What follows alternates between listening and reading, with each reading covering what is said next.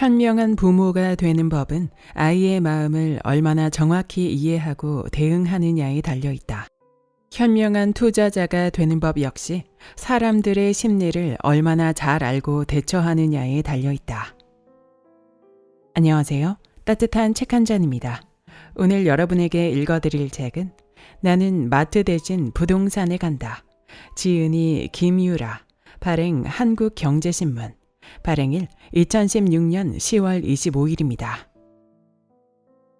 돈을 공부하면 평범한 주부도 부자가 될 수 있다. 나는 마트 대신 부동산에 간다는 평범한 주부가 돈의 본질을 공부하고 실천하며 점차 부자가 되어가는 과정을 한 편의 성장 드라마처럼 보여주는 책입니다. 전세살이로 이 집 저 집 쫓기듯 이사를 다녀야 했던 저자는 평생 가난의 굴레에서 벗어날 수 없다는 위기감을 느낀 뒤 부동산 투자 전선에 뛰어들기로 마음먹습니다. 이 책에는 젖먹이를 업은 채 절박한 마음으로 부동산 공부에 매진하고 아이들을 양손에 잡고서 현장 조사에 나서며 쉬지 않고 투자를 했던 저자의 경험담이 생생하게 그려져 있습니다. 살림과 육아에 24시간 올인하던 생활 패턴을 바꾸고 독하게 공부하며 경제와 부동산에 눈떠간 저자의 학습 과정을 상세히 만나볼 수 있습니다. 책에서 가장 공들여 설명한 것은 부동산 소액투자법에 관한 것입니다. 어떤 아파트를 언제 구입해야 가격 상승의 혜택을 볼 수 있는지, 사람들은 어떤 곳에 살고 싶어 하고 어떤 아파트를 사고 싶어 하는지 저자는 이 질문에 답을 찾기 위해 끊임없이 공부하고 분석했으며 그 내용들을 이 책의 전신인 부자노트에 꼼꼼히 기록했습니다. 남편의 월급을 아끼고 모아 종잣돈을 모으고 그 돈으로 신중하게 매매 물건을 골라 투자했던 저자의 아파트 소액 투자법은 적은 돈으로 투자처를 찾고 있는 이들에게 유용한 정보가 될 것입니다. 그럼 지금부터 본문 일부를 낭독해드리겠습니다. 부동산 투자는 시간에 투자하는 것. 투자의 목적. 부동산 투자는 시간을 사는 것이다. 시간은 내가 가진 돈의 가치를 떨어뜨린다. 그래서 우리는 돈의 가치가 떨어지더라도 그만큼을 상쇄하고 남을 무언가를 구입해 두는 것이다. 인플레이션 해지를 위해 투자를 하는 셈이다. 인플레이션은 돈의 가치를 하락시킨다. 화폐 발행량이 늘어나기 때문이다. 화폐 발행량이 늘어나면 가격이 오르는 것처럼 보인다. 하지만 실은 물건이 비싸지는 것이 아니라 돈의 가치가 떨어지는 것이다. 돈의 가치가 떨어지면 현물 가격이 비싸진다. 자원은 유한하지만 돈은 무한정 찍어낼 수 있다. 1만 원짜리, 5만 원짜리 지폐뿐 아니라 수표, 상품권, 기프티콘 등이 모두 화폐다. 그 양이 얼마나 되는지는 가늠도 안 된다. 한국은 신용카드를 사용하는 비율이나 소득 대비 신용대출 금액도 매우 높다. 눈에 보이지는 않지만 어마어마한 양의 돈이 쉼없이 돌고 있는 것이다. 예금 이자가 물가 상승률보다 낮은 지금 같은 초저금리 시대에는 은행에 돈을 넣어두면 넣어둘수록 손해를 보게 된다. 부자들은 서민들이 차곡차곡 저축한 그 돈을 낮은 금리로 빌려 부지를 매입해서 공장을 짓고 빌딩을 사서 사옥으로 쓴다. 심지어 보험회사에서는 내가 낸 돈을 대출해주면서 대출 이자를 받아간다. 보험 납입금에서 사업비를 떼어가고 인플레이션 해지도 안 되는 턱없이 낮은 금리만 보장해주면서 그보다 높은 이자를 받고 대출해준다. 국가도 대출을 만들어낸다. 정부는 각종 복지 정책을 펴고 도로나 도시를 개발하느라 늘 돈이 부족하다. 그래서 국공채를 발행해 돈을 빌린다. 그 빚의 규모는 어마어마하다. 뉴스에서는 가계부채가 최대치라며 우려의 목소리를 내지만 실은 정부의 부채가 더 심각하다. 정부가 부채를 해결하는 방법은 오직 한 가지, 인플레이션을 유도하는 것이다. 오늘 빌린 1억 원을 10년 후에는 아무것도 아닌 푼돈으로 만들어버린다. 그것이 바로 부자들의 계획이고 지금까지 전 세계의 정부가 파산하지 않고 유지될 수 있었던 비결이다. 정부나 기업의 부채 규모로 계산하면 복잡하니 적은 금액으로 예를 들어보자. 내 기억에 가장 어려웠던 시절인 1998년 IMF 시절에는 대출 금리가 20%에 달했다. 1,000만 원을 빌리면 1년에 200만 원의 이자를 내야 했다. 이자를 내지 못하면 파산한다. 그리고 경기가 안 좋아질수록 금리는 점점 내려간다. 2008년 금융위기 때는 약 6%였다. 내야 하는 이자 200만 원을 기준으로 했을 때 이제는 3,300만 원을 빌릴 수 있다. 2016년 현재는 같은 이자를 낸다고 할 때 6,600만 원을 빌릴 수 있다. 순전히 이자를 기준으로 해서 본다면 1998년 1,000만 원과 2016년 6,600만 원이 같은 가치인 것이다. 이런 식으로 이율이 낮아지면 돈의 가치가 떨어지기에 대출을 받은 자산가나 기업가는 짐이 훨씬 가벼워진다. 정부 역시 마찬가지다. 그러니 저축을 많이 해서 우대금리 0.4% 더 받는다 같은 얘기는 더는 자랑거리가 아니다. 인플레이션을 해지할 수 있는 현물에 투자하는 것 아니면 이제는 길이 없다. 사람들의 심리를 공부하라. 부동산 투자는 심리학이다. 아이를 낳고 기르면서부터는 아이의 마음을 제대로 읽고 적절히 반응하는 방법을 배우고 싶었다. 해답은 책 속에 다 들어 있었다. 나는 책에서 읽은 대로 응용도 해가면서 아이들을 대했다. 이제는 아이가 왜 화가 났는지, 지금 어떤 생각을 하는지, 어떻게 해야 좋아하고 어떻게 하면 싫어할지 눈에 훤히 보인다. 내 인생에 심리학이 도움이 되리라고 생각해 본 적은 한 번도 없었는데 아이를 키우는 데는 물론 부동산 투자에도 뜻밖의 큰 도움이 되었다. 부동산 투자는 물건을 상대하는 일이 아니라 사람을 상대하는 일이기 때문이다. 집 한 채만 하더라도 만나야 하는 사람이 한둘이 아니다. 부동산 중개업자부터 매도자 또는 매수자, 세입자, 수리업자는 기본이고 때로는 공무원, 아파트 관리사무소 소장까지 만나야 한다. 그때마다 상대의 심리를 탐색해야 하고 이를 바탕으로 설득하여 협상을 유리하게 이끌어야 한다. 미안하게 만들라. 예를 들면 이런 상황이 있다. 내가 투자한 집에 전세 보증금을 올려받으려 하는데 세입자는 그렇게 못하겠다고 한다. 타협이 안 되니 나는 부동산 중개소에 전세를 내놓았지만 세입자는 집을 보여주지 않는다. 계속 살고 싶은 것이다. 맞벌이라 저녁에만 집에 있어요. 주말에는 친정에 가야 해서 안 돼요. 며칠 여행을 가요 등 계속 핑계를 댄다. 이렇게 세입자가 집을 보여주지 않으면 내가 원하는 가격에 전세를 놓을 수 없다. 집을 사거나 팔 때도 마찬가지다. 집을 매수했는데 때맞춰 전세를 놓지 못하면 잔금을 못 내게 될 수도 있다. 처음으로 부동산 투자를 한 지인 한 분이 실제로 세입자가 집을 보여주지 않아 애를 먹었다. 나는 세입자에게 각기 다른 과일로 세 상자를 보내고 이렇게 말하라고 조언했다. 제 집이니 제가 보여줘야 하는데 저 대신 보여드리게 해서 죄송합니다. 너무 죄송해서 과일을 보냈어요. 조금밖에 못 보냈지만 맛있게 드셨으면 좋겠습니다. 세입자는 어떤 반응을 보였을까? 그렇게 애를 먹이던 사람이 다음날 바로 부동산 중개소에 집 열쇠를 맡겼다고 한다. 사람의 심리라는 것이 내가 무언가를 받으면 나도 반드시 무언가를 주게 되어 있다. 화장품 외판원이 와서 샘플을 계속 주는 것도 그 때문이다. 누군가에게 신세를 지면 미안해지게 마련이다. 그 미안한 감정을 이용하는 것이 마케팅의 포인트다. 그래서 세입자의 마음을 헤아릴 줄 알아야 한다. 육아를 위해 읽었던 심리학 서적들, 그리고 매 순간 아이 입장에서 생각하는 버릇을 들여둔 덕분에 나는 세입자의 마음을 헤아리는 것이 어렵지 않았다. 먼저 이해하고 한 발 양보하며 낮은 자세로 세입자를 대했다. 원리 원칙대로 하며 자존심을 세우는 남자보다는 유연성 있는 여자의 강점이 이런 데서 잘 발휘된다. 확신하건대 아파트 투자는 여자가 더 잘할 수 있다. 상대 입장에서 생각하라.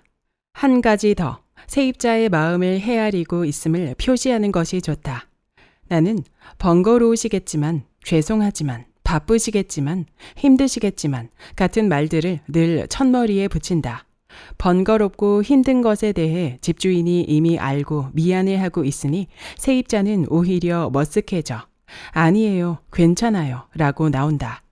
이처럼 상대방이 불만이나 고충을 이야기하기 전에 알아서 선수를 치는 것이다. 특히 거래가 빨리 이루어지지 않아 집을 보여주는 기간이 길어질 때는 그 수고로움에 대해 미안하고 고마워하는 마음을 충분히 드러내야 한다. 여기서 가장 중요한 것은 상대방으로 하여금 배려받고 있다는 느낌이 들게 하는 것이다. 사실 자신이 살고 있는 집을 생판 모르는 남에게 보여주는 건 짜증스럽고 귀찮은 일이다. 그러나 집주인이 그 고충을 헤아려 주고 미안해하면 한결 마음이 풀린다. 육아서에도 아이의 마음을 먼저 읽어주라고 쓰여 있지 않은가. 모든 인간관계는 아이를 키우는 것처럼 하면 크게 어려움이 없다. 이사 날짜를 정할 때도 세입자를 배려해서 이야기한다. 만약 전세 만기 시점이 겨울쯤이라면 봄방학 때를 이삿날로 잡는다. 대개 2월 15일부터 2월 말일까지인 봄방학 때가 이사하기에 가장 좋다. 자녀가 있는 세입자는 물론 봄에 결혼하는 신혼부부들도 그때쯤 미리 집을 얻어놓는다. 저도 초등학교 다니는 아이가 있는데요. 봄방학이 이사하기 가장 좋더라고요.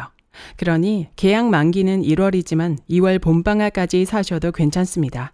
들어오시는 분께 보증금을 받아야 하니 날짜는 협의해서 꼭 맞추시고요. 물론 새로 들어오는 세입자에게도 그렇게 말한다. 실제로 봄방학이 이사철이므로 들어오는 사람이나 나가는 사람이나 모두 편하다. 그리고 모두가 편하게 해주어야 잔금 맞추는 일 등 집주인도 편하다. 하지만 나조차고가 아니라 당신의 편의를 위해서라는 인상을 주는 것이 포인트다. 그래야 세입자의 협조를 최대한 끌어낼 수 있다. 집을 사거나 팔 때도 사람의 심리를 이해하면 유리한 위치에서 협상을 할 수 있다. 아파트에 처음 투자하던 28살, 나는 집을 보러 가서 손뼉을 치며 환호했다. 와, 집이 진짜 좋아요. 리모델링이 완벽하게 되어 있고 햇볕이 잘 들어 밝고 환한 집이었다. 이 집이 아니면 절대 사지 않으리. 정말이지 마음에 쏙 들었고 나는 그 마음을 숨김없이 드러냈다.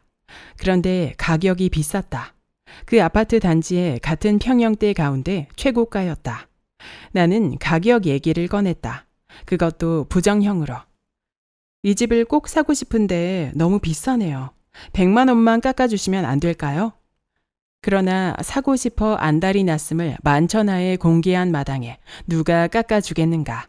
지금은 집을 보러 가서 아무리 마음에 들어도 웃지 않는다.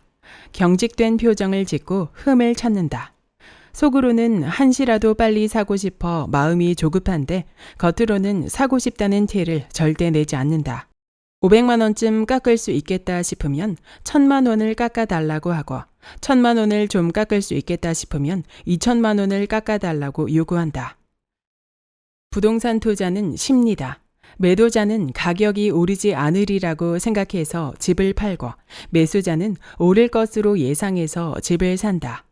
뉴스에서 부동산 경기가 좋다고 말하든 나쁘다고 말하든 그것이 중요한 게 아니다. 중요한 것은 사람들이 경기를 어떻게 느끼고 있느냐다. 경기가 아무리 좋아도 대다수 사람의 심리가 꺾여 있으면 사려는 사람이 없고 반대로 오른다는 심리가 있으면 팔려는 사람은 적고 사려는 사람이 많아진다. 그렇다면 그 심리를 어떻게 파악할 수 있을까? 나는 인터넷을 통해 파악한다. 예를 들면 땡땡동에 있는 땡땡 아파트를 사려고 하는데 괜찮을까요? 라는 질문에 열이면 열, 사도 괜찮아요, 사세요 라는 댓글이 달리면 매수 심리가 좋은 것이다. 그러나 사지 말라는 댓글의 비중이 높으면 매수 심리가 꺾였다는 뜻이다. 부동산은 이제 끝났으며 한국도 일본처럼 되어 갈 것이라고 말하는 사람들이 있다. 이럴 때는 걸러서 듣는다. 일종의 자기 위안에서 나오는 말일 때가 많기 때문이다. 또한 사람들 심리는 지역별로 읽어야 한다. 아파트를 살 때는 오르지 않을 것이라고 예상하는 사람의 아파트를 사라. 그래야 많이 깎을 수 있다. 반대로 팔 때는 오르리라고 생각하는 사람이 많을 때 팔아라. 그래야 제값을 받을 수 있다. 투자자는 대중보다 늘 한 발 빠르게 움직여야 한다. 현명한 부모가 되는 법은 아이의 마음을 얼마나 정확히 이해하고 대응하느냐에 달려 있다. 현명한 투자자가 되는 법 역시 사람들의 심리를 얼마나 잘 알고 대처하느냐에 달려 있다. 아파트, 오르는 데만 오른다. 부동산의 종말이라는 예언은 틀렸다. 2010년 전후로 대전에서는 전세가가 말 그대로 미쳐 날뛰었다. 그 이유가 내게는 마치 비밀처럼 느껴졌다. 경제 공부를 하면서 그 비밀은 오래지 않아 밝혀졌는데 놀랍도록 단순한 이유였다. 즉, 수요와 공급의 불일치다. 2008년 금융위기 이후 금리가 계속해서 올랐고 높은 대출이자를 내면서까지 집을 사려는 사람들이 없어졌다. 그래서 전세가가 엄청나게 오른 것이다. 게다가 임금은 동결되고 저축은행들이 문을 닫는 등 경기가 급속도로 나빠지니 건설사들도 공급량을 줄였다. 신규 분양 아파트는 적고 오래된 아파트만 있으니 잠재 매수자는 집을 사기보다 전세를 찾아 나서게 되었다. 그리고 집주인 역시 매매 차익을 꿈꾸기보다는 매월 돈이 들어오는 월세를 선호하게 되었다. 이처럼 전세 물건은 귀한데 전세를 찾는 이들은 많으니 가격이 폭등할 수밖에. 수요와 공급의 불일치를 단적으로 보여주는 사례다. 그러니 한국에서 이제 아파트는 끝났다는 말은 틀린 것이다. 수요가 있는 곳은 늘 오른다.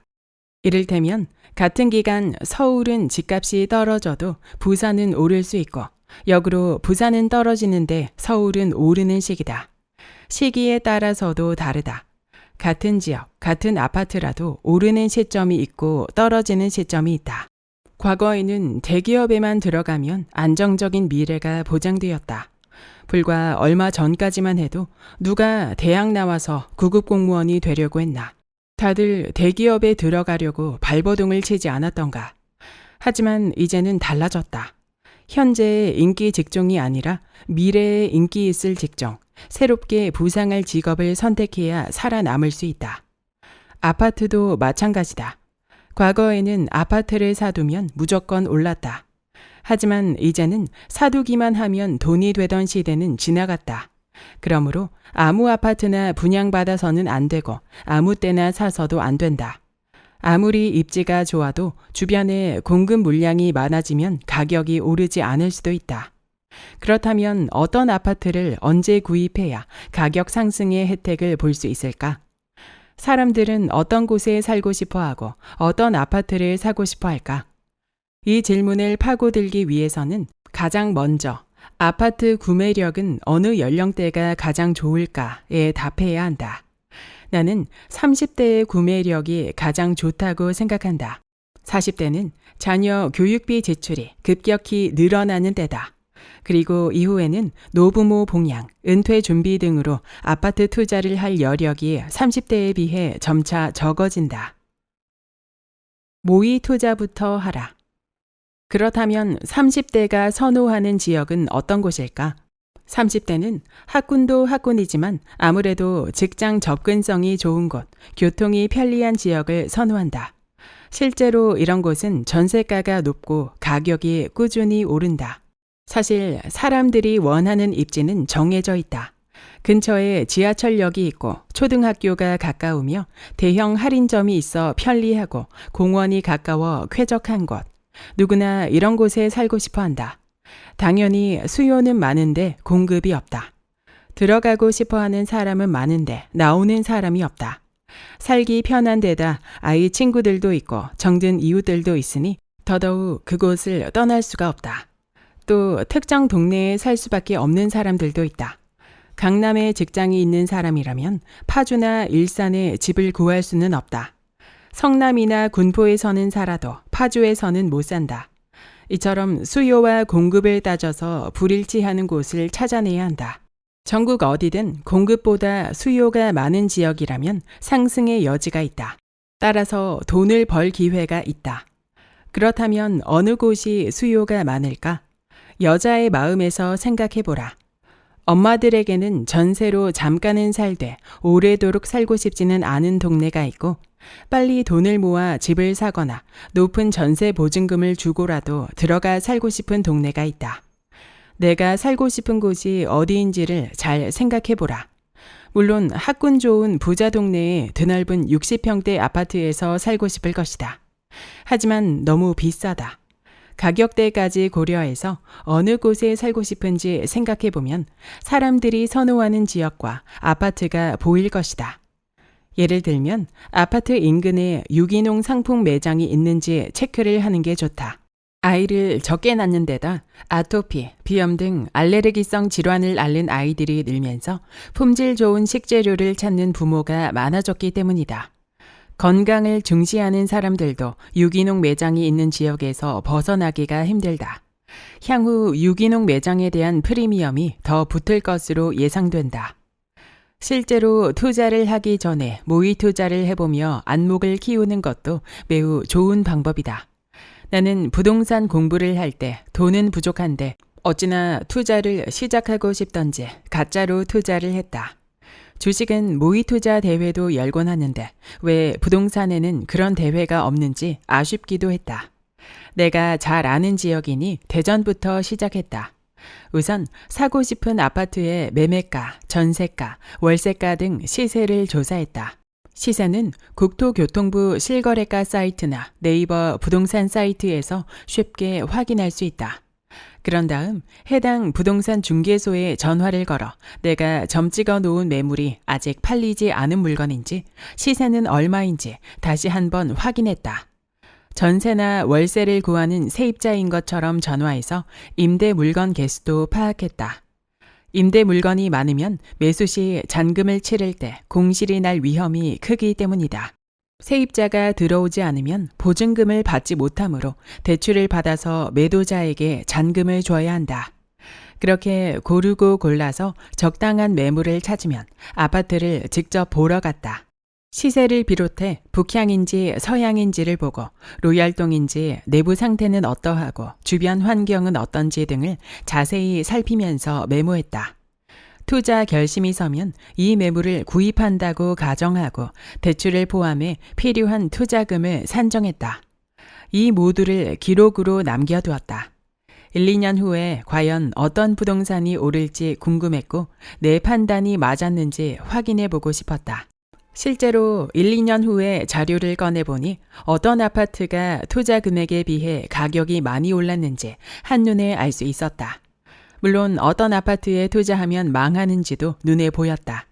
지난 6년간의 실전 투자에서도 배운 것이 많지만 나는 수백 개의 모의 투자 결과에서 더 많은 것을 배웠다. 모의 투자를 하면서 남겨놓은 자료는 지금도 소중히 보관하고 있다. 살 때부터 팔 때를 생각하라. 과거의 거래량을 확인하라. 매매 차익으로 돈을 버는 방법을 한마디로 말하자면 잘 팔리는 집을 사서 잘 팔리는 타이밍에 파는 것이다. 지금부터 잘 팔리는 집을 고르는 방법을 소개한다. 요즘은 전세가가 워낙 높아 비교적 소액으로 아파트를 살 수 있다. 매수는 쉽다. 그렇다면 매도도 쉬울까? 살 때부터 팔 때를 생각해야 한다. 아무리 가격이 오르면 뭐하나 내가 팔 타이밍에 사는 사람이 없다면. 집은 사는 건 정말 쉽다. 경매로 집을 산다면 최고가를 적어내 낙찰받으면 그만이다. 그러나 그것은 경매의 목표가 아니다. 부동산 투자의 목표는 매수가 아니라 적절한 매도다. 그래서 매수 시점에 매도 시점과 매도 예상 가격을 모두 결정해야 한다. 매도 시점도 모르겠고 가격도 예측할 수 없다면 그 부동산은 매수해서는 안 된다. 모르겠다는 건 내공이 부족하거나 그 부동산이 가치가 없거나 둘 중 하나다. 어쩌면 둘 다일 수도 있다. 그렇다면 잘 팔릴 아파트는 어떻게 알아낼 수 있을까? 우선 그동안의 거래량을 보면 된다. 특히 불황기에도 꾸준히 매매가 이루어지는지를 살펴봐야 한다. 호황기, 상승기에는 물건이 귀하니 비인기층도 잘 팔리기 때문이다. 국토교통부 실거래가 사이트를 참고하면 어느 층수가 거래가 잘 되는지 정도는 알 수 있다. 재작년 드디어 8년간의 전세살이를 끝내고 우리 가족이 살 집을 구할 때였다. 나는 아이가 셋이라 그것도 다 남자아이라 1층을 원했다. 그러나 1층은 탑층과 더불어 매도가 쉽지 않았다. 그래서 점 찍어 놓은 아파트 1층을 놓고 거래가 얼마나 활발한지 살펴봤다. 초등학교와 중학교가 가깝고 도서관까지 도보로 1분 거리라는 장점으로 아이들 키우는 집이 많아서인지 1층도 매년 거래되고 있었다. 호황이든 불황이든 꾸준했다. 게다가 중간 라인이었고 리모델링이 되어 있어 원하는 시기에 매도할 수 있겠다는 확신이 들었다. 무엇보다 입지가 좋았다. 강남행 고속버스 정류장까지 걸어서 3분이면 갈 수 있고 인근에 백화점과 지하철역도 들어설 예정이었다. 투자하기 전에 해당 아파트의 매매 역사는 반드시 확인해야 한다. 내가 아는 수도권의 어떤 단지는 2007년을 마지막으로 5년간 탑층 거래가 단 한 건도 없었다. 이때는 아무리 입지가 좋다고 해도 탑층 말고는 매물이 없다고 해도 혹은 투자금이 모자란다고 해도 투자를 해서는 안 된다. 팔아야 할 때 팔리지 않아 애물단지가 될 가능성이 크다. 초보 투자자이고 소액 투자자라면 묶이는 돈 없이 계획한 시점에 매도하는 것을 목표로 해야 한다. 전세가가 오르니까 매매가도 당연히 오르겠지? 라는 안일한 생각으로는 고수 투자자들을 위해 매물의 씨를 말려주는 뜨내기 노릇만 하게 된다. 아파트는 장기로 투자하는 곳이 아니다. 안 팔리면 골치 아파진다. 2014년은 매도가 힘든 시기였다.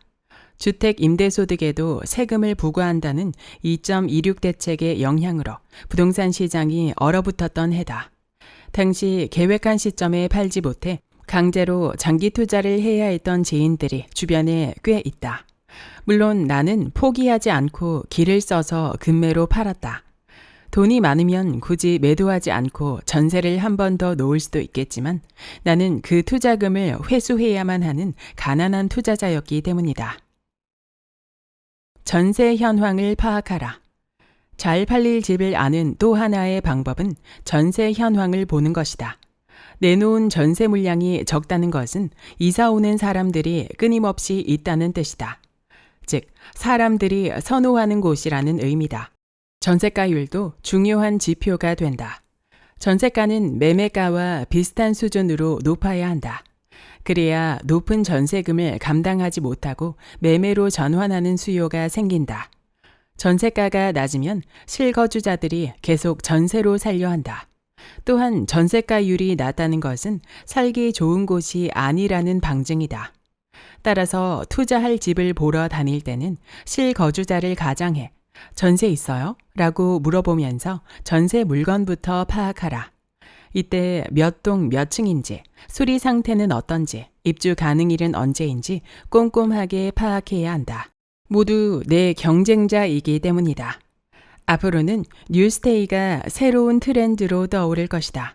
내가 투자할 지역에 뉴스테이 계획이 있는지 자세히 알아보고 계획이 있다면 발빠르게 팔고 나와야 한다. 그동안의 임대주택은 월세가 대세였다. 하지만 머지않아 시세보다 낮은 가격으로 새 아파트 전세를 공급하는 시대가 올 것이다. 로열동, 로열층을 공략하라. 부동산 경기가 호황일 때야 가격만 맞으면 아무 물건이나 잘 팔리지만 불황일 때는 철저하게 로열동, 로열층 금매 위주로만 팔린다. 만약 한 달에 나온 매물이 20개인데 매수자가 딱 한 명이라면 그가 저층이나 탑층을 구입할 확률은 지극히 낮다. 매도자의 급한 사정에 맞춰 로열층을 시세보다 싸게 살 수 있으니 그럴 이유가 없는 것이다. 그런데 동과 층만큼 라인도 중요하다. 몇 년 전 9층에다 남향인 집을 봤다.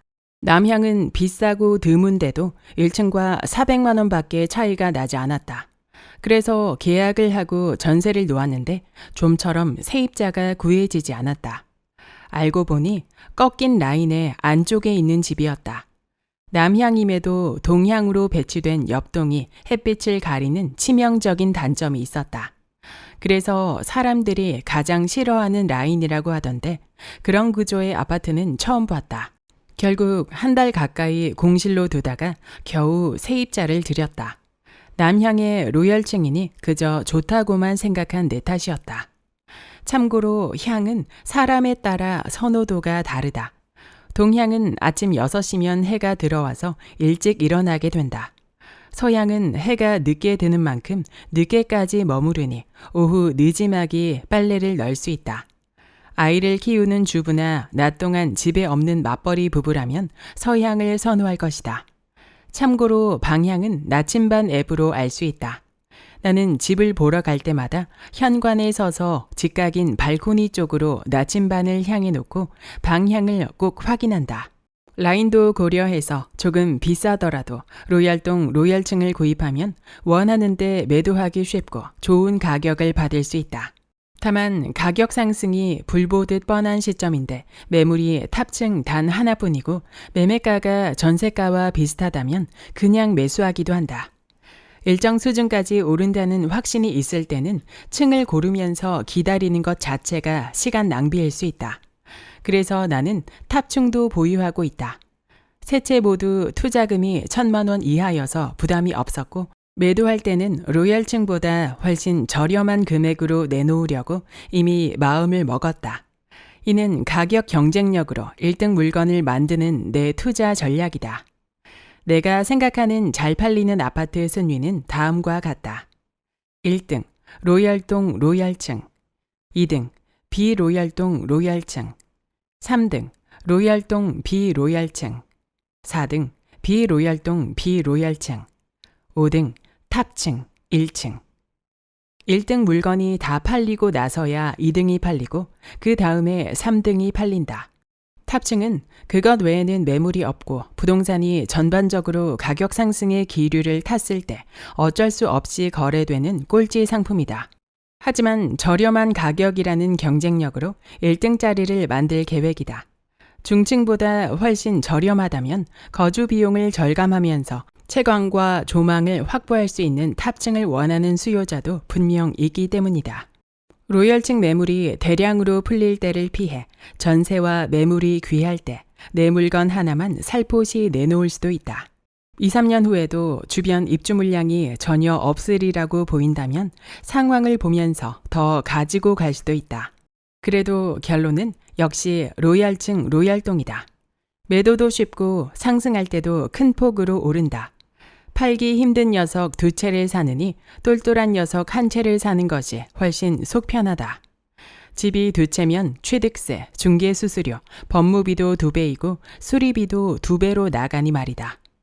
집값은 반드시 오를 것이고 나는 비싼 값에 팔 수 있으리라는 믿음은 근거 부족한 희망사항에 불과할 수 있다. 냉정하고 객관적으로 상황을 판단하고 최고가로 팔겠다는 욕심을 버림으로써 자금의 흐름이 막히지 않게 하는 것이 중요하다. 저평가된 곳을 찾아라. 더 떨어질 수 없는 가격대. 대한민국 국민 모두가 좋은 아파트, 새 아파트에 살아야 하는 것은 아니다. 자신의 소득 수준과 상황에 맞는 집에 골라 살면 그것으로 족하다. 새 아파트를 분양받을 여력이 있는 사람이 있는가 하면 오래됐지만 저렴한 아파트에 거주하고자 하는 사람도 있을 것이다. 그리고 소액 투자자라면 대개 입주 물량이 귀한 곳을 선호하므로 오래된 아파트에 투자하게 될 확률이 높다. 나는 신규 아파트 공급 시세보다 50%까지 저렴한 20평대 아파트를 보면 무조건 수익률 분석을 해본다. 거기서 가능성이 보이면 임대 물건 개수를 확인한 후 바로 매수한다. 자재비, 인건비 등 건축비는 물가가 상승하는 만큼 상승하기 마련이다. 따라서 아무리 비싸다고 아우성친들 분양가가 떨어지기는 힘들다. 그런 신규 분양 아파트의 절반 가격이라면 가격 하락의 여지보다는 상승의 여지가 더 많다고 볼 수 있다. 주변에 새 아파트가 없다면, 초등학교가 가깝고 지하철역도 있고 살기가 편하다면 20년 된 아파트라도 선호한다. 다만 신도시가 생기거나 택지 개발이 되어 아파트들이 들어서면 이야기는 달라진다. 그래서 주변에 입주 물량이 나오지는 않는지 늘 확인해야 한다. 가장 불안한 투자는 노후 아파트와 신규 아파트의 가격이 몇 천만 원밖에 차이가 나지 않는 경우다. 이때는 신규 아파트의 분양권에 급속하게 프리미엄이 붙고 노후 아파트의 거래가 침체되는 현상이 일어난다. 주변에 새 아파트가 들어서면 사람들 심리가 헌집을 팔고 새 집에 입주하고 싶어 하는 쪽으로 기운다. 지금 살고 있는 집을 팔고 더 보태서 새 아파트를 살까? 새 아파트에 전세로 한번 살아볼까? 그러다가 아파트가 형태를 갖춰가면 그때는 이미 헌 아파트에서 마음이 떠난다. 나는 30대가 매수할 만한 저렴한 아파트 위주로 투자하기에 재건축 여부에는 관심을 두지 않는다. 땅값이 비싼 서울 재건축도 어려운 판국에 주변에 빈 땅이 널려있는 비도시 지역에서 재건축을 바라보고 노후화된 아파트에 투자하는 건 위험하다. 전월세 가격이 얼마에 형성되어 있는가가 중요하지 대지 지분에는 전혀 관심이 없다. 대지 지분에 관심이 있다면 빌라와 저층 아파트에 투자하는 것이 훨씬 현명할 것이다. 나는 로또를 사는 것처럼 가능성이 희박한 일을 두고 대박을 기대하기보다는 조금 벌더라도 안전한 투자에만 관심을 둔다. 저평가되어 더는 가격이 떨어지려야 떨어질 수 없는 물건은 안전하다. 경험상 이런 아파트는 매수세도 꾸준하고 정말로 가격이 떨어지지 않는다. 다른 투자자들도 비슷하게 생각하기 때문이다. 논밭 가운데 아파트라도 교통이 좋다면 2012년이었다. 천안과 아산 지역을 돌며 20평대 계단식 아파트를 목표로 투자 물건을 물색하다가 아산시 좌부동의 설화 초원 아파트를 발견했다. 계단식의 23평이었는데 매매가가 7,300만 원, 전세가가 4천만 원, 대출은 3천만 원이 들어있었다. 300만 원만 있으면 살 수 있었다. 게다가 천안의 절반도 되지 않는 가격이었다. 가까운 천안시 쌍용동은 같은 평수가 1억 6천만 원대였다. 1500세대 대단지라 단지 내에 편의시설은 잘 갖추어져 있었는데 주변이 논밭이었다. 그러나 천안시 쌍용동과는 자동차로 10분 거리이고 천안과 이어지는 도로는 신호등 없이 고속도로처럼 뻥 뚫려 있었다. 행정구역상 아산이지만 천안까지 길이 막히지 않아 천안권 생활을 할 수 있는 곳이기에 나쁘지 않다고 생각했다. 저평가되어 있어서 더는 하락할 이유를 찾을 수 없었고 큰 폭은 아니어도 오를 가능성이 컸다. 투자를 결심하고 계약을 했다. 결과는 성공이었다. 세입자가 만기 2년을 채우기 전에 사정이 생겨서 이사를 가면서 다음 세입자에게는 보증금을 1,000만 원 올려받아 투자금 전액을 회수했다. 이후 1,700만 원이 올라 매매가가 9천만 원이 되었을 때 매도했다. 천안에 입주 물량이 쏟아질 예정이라 그 전에 팔고 나왔는데 투자금 300만 원으로 1,000만 원 이상의 수익을 냈다. 돈이 없어서 투자를 못할 뻔한 상황이었는데 워낙 저평가되어 있었고 교통이 좋아 투자하지 않을 수 없는 아파트였다. 전세가가 급격히 올라 매매가에 근접한 아파트. 투자금이 많이 들지 않는 것이 가장 좋은 경우다. 다만 전세가가 급격히 오를 때는 매매도 원활하기 때문에 매물을 찾기가 쉽지 않다. 이때는 투자자들이 진입하지 않았거나 잘 알려지지 않은 단지 위주로 접근하면 좋다. 매매가가 얼마나 오를지 예측하는 것은 신의 영역이다. 그러나 전세가가 얼마나 오를지 예측하는 일은 그리 어렵지 않다. 국토교통부 실거래가를 관찰하여 과거에 2년마다 얼마씩 올랐는지를 보면 쉽게 예상할 수 있다. 만약 주변에 신규 입주 물량이 없다면 과거의 전세 상승폭보다 더 가파르게 오를 가능성이 크다. 예를 들어 현재 매매가와 전세가의 차이가 2천만 원인 아파트가 있는데 과거 2년마다 2천만 원씩 올랐다면 과거에는 입주 물량이 약간 있었지만 향후 2년간은 전혀 계획이 없다면 매수를 망설일 이유가 없다. 학군이 좋은 곳이 상승폭도 크다. 큰아이가 어느새 초등학교 2학년이 되었다. 2년 전 아이가 7살 때 초등학교가 가까운 곳으로 이사할 마음을 먹고 초등학교뿐만 아니라 중학교도 함께 봤다. 아이가 학교 생활을 하기에 위험하지는 않은지 좋은 학원이 있는지도 예비 학부모로서 자연스럽게 관심이 갔다. 주식에도 대장주가 있듯이 아파트에도 대장주가 있다. 가격이 상승할 때는 사람들이 선호하는 곳이 가장 크게 오른다. 그 가운데서도 초등학교, 중학교 학군이 좋은 곳이 최고다. 아이를 키우는 엄마의 마음으로 봤을 때 학군은 돈으로 바꿀 수 없는 중요한 요소다. 엄마들 마음은 다 같으니 크게 오를 아파트를 사고 싶다면 반드시 학군을 고려해야 한다. 실제로 모의 투자 결과 학군 좋은 새 아파트는 소액 투자가 영원히 불가능할 정도로 정말 무섭게 올랐다. 싼 아파트를 사서 예쁘게. 지방에는 지금도 1억 원대 아파트가 적지 않다. 초기 자본이 적게 들면서 가격 하락 가능성이 적어 리스크가 낮고 금액이 가벼우니 급하게 팔 일이 생겼을 때는 가격을 조금만 낮춰도 금세 매매가 된다. 그런데 굳이 가격을 낮추지 않아도 쉽게 파는 방법이 있다. 집을 보러 다니다 보면 아무래도 수리가 잘 된 집에 눈길이 더 가고 마음이 끌린다. 도배, 장판, 페인트, 조명 등 기본적인 것만 깔끔하게 수리해 놓아도 집이 훨씬 좋아 보인다. 그런데 이 정도로 수리해 놓은 집은 많기에 크게 눈에 띄는 강점까지는 되지 못한다. 다른 집들과 똑같은 수준으로 수리를 해서는 임대를 놓거나 매매를 할 때 큰 메리트가 없다. 그래서 기본적인 수리에 더해 한 가지를 생각한 것이 샹들리에였다. 가격도 저렴해서 3에서 5만 원대면 충분히 예쁜 샹들리에를 살 수 있다. 그걸 주방 천장에 달아놓으면 식탁 등 하나만 바꿨을 뿐인데도 집안 분위기가 확 달라진다. 반짝이는 샹들리에 조명을 좋아하는 사람은 대부분 여자이고 집은 여자의 마음에 들어야 계약이 성사된다. 하지만 샹들리에는 요즘 와서는 뒤처진 유행이 되었다. 2015년부터는 북유럽 스타일로 불리는 모던한 LED 전등이 유행이다. 중국이 LED 기판을 개발해내면서 LED 전등 단가가 많이 낮아진 것도 한몫했다. 국민 형관등, 레일등, 볼등처럼 둥글고 큰 전구를 여러 개 활용한 디자인이 인기다. 이런 포인트 전등만 잘 활용해도 적은 돈으로 세입자의 마음을 사로잡을 수 있다.